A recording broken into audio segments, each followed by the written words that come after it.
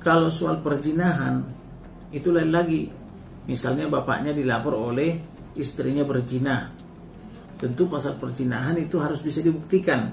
Apakah si bapak itu ada masuk kamar tertutup atau kamar hotel atau apa misalnya bersama dengan wanitanya. Secara hukum saya berikan tanggapan saya, kalau mereka itu non muslim berarti kan di pengadilan negeri. Nah, putusan pengadilannya mengatakan apa? Apakah putusan pengadilan itu mengatakan anak ini ikut ibunya atau anak ikut bapaknya? Kalau belum ada putusan pengadilan negeri atau masih di luar pengadilan, mereka tidak boleh. Tindakan TE ini merampas anaknya, itu bisa dikategorikan tindak pidana, bisa kena undang-undang perlindungan anak sekaligus undang-undang pidana umum gitu loh. Perkembangan kasus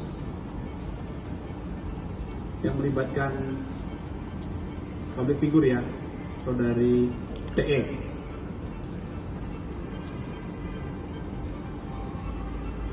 Penyidik akan melakukan pemeriksaan klarifikasi terhadap pelapor dan juga asisten pribadi pelapor itu besok hari Selasa tanggal 19 Maret.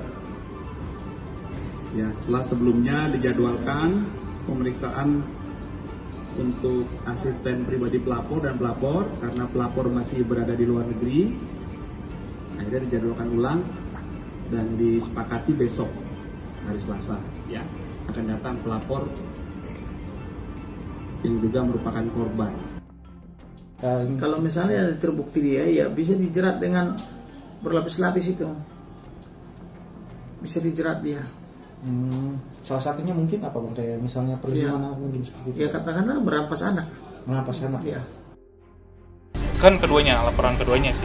Kita fokusnya on laporan perzinahan dan terkait pelarangan Ibu Emi memberikan ASI. My feeling,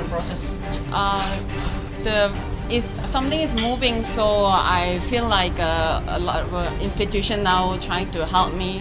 So today I feel very supported. Yeah, especially policy institution. Ya kalau diproses berat hukumannya terhadap si yang ambil ini kan, mau dalil apapun juga dia nggak punya hak. Makanya kenapa ketika si Bu Ami ini melaporkan ke kepolisian, ya diterima laporannya sebagai undang-undang PPA, perlindungan perempuan dan anak. Bu Ami ya sudah tetap aja bertahan teguh dengan apa yang Ibu laporkan. Kalau udah apa-apa kan bisa kontak kami. Nanti kita juga bisa bantu. Nggak cuma kita, banyak pengacara kok yang paham ini bisa bantu juga. Artinya semakin ini diketahui oleh publik, semakin banyak yang bantu. Ya udah bagus dia, ya bertahan aja dia, bikin aja laporan. Jangan takut. Buat Bu Ami kan. Gitu. Sama Bang Hotman aja nggak usah takut, kita jangan takut sama Bang Hotman.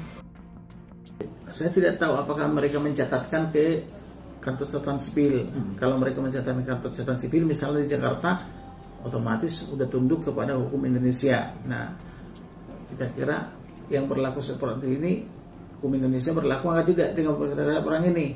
Kalau hukum Indonesia berlaku, tentu diadili dengan sistem hukum Indonesia. Kalau misalnya yang satu, misalnya di Singapura ya, aku bilangnya, kemudian yang satu lagi warga negara Korea ya, ya berlakulah hukum Korea atau hukum Singapura kepada mereka, atau bahkan hukum internasional kan gitu.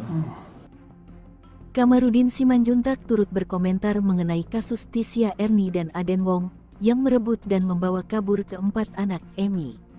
Kamarudin menegaskan, Tisya Erni terancam di penjara dan bisa dikenakan pasal berlapis. Dan untuk Aden Wong, karena berstatus warga negara asing, bisa dikenakan hukum internasional.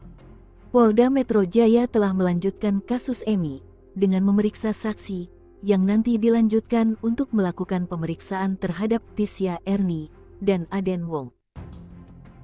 Bapaknya misalnya kecantol sama artis misalnya, lalu melakukan perbuatan seperti itu salah lagi. Jadi pertama dia sudah kecantol sama artis, dia butuh perzinahan, kemudian tindakan lainnya merampas hak-hak daripada si ibu. Karena ibu itu adalah yang berhak merawat anak di bawah umur. Anak di bawah umur itu sampai 18 tahun. 18 tahun sampai 21 anak sudah semi dewasa. Nah, 21 ke atas boleh, sudah dewasa murni boleh memilih. Ada tidak perlu lagi ikut bapak atau ikut istri. Tapi kalau anak di bawah umur, tentu harus berdasarkan putusan pengadilan. Putusan pengadilan mengatakan apa? Ikut bapak atau ikut ibu gitu. Pemberian ASI itu adalah hak daripada setiap bayi. Itu adalah kebutuhan pokok. Jadi anaknya masih berumur 3 bulan ya. 3 bulan wajib mendapatkan ASI daripada ibunya gitu loh. Nah, baiknya mereka berunding ini ikut siapa gitu loh. Jadi kalau ikut istrinya ya biarlah suaminya menafkahi. Kalau ikut suaminya apa alasannya gitu loh. Jadi baiknya mereka berunding supaya ada masalahnya bisa terselesaikan gitu loh.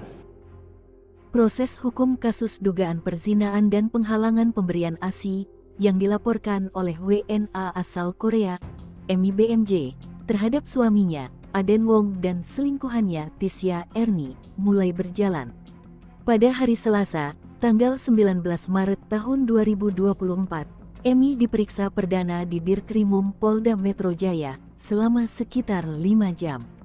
Emi ogah menanggapi isu anak pertamanya, yang dibilang Hotman, pernah mencoba bunuh diri karena sikapnya. Isu ini bermula dari pernyataan kuasa hukum anak Aden Wong, Hotman Paris Hutapea. Emi hanya menegaskan bahwa apa yang dikatakan Hotman itu tidaklah benar.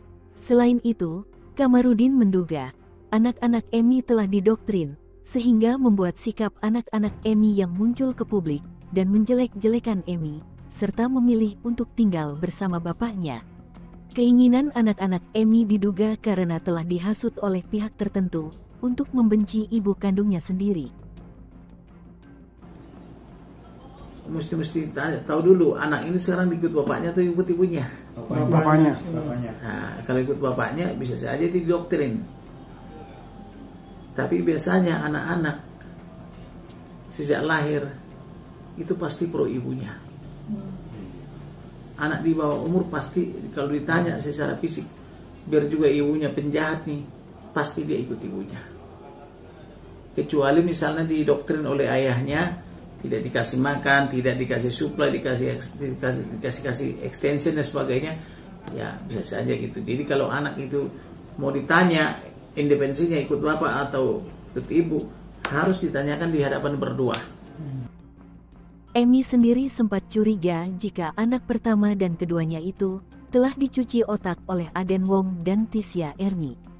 Pasalnya, hubungan mereka sebelumnya baik-baik saja, hingga akhirnya Aden Wong dan anak-anaknya mulai dekat dan tinggal bersama Tisya Erni.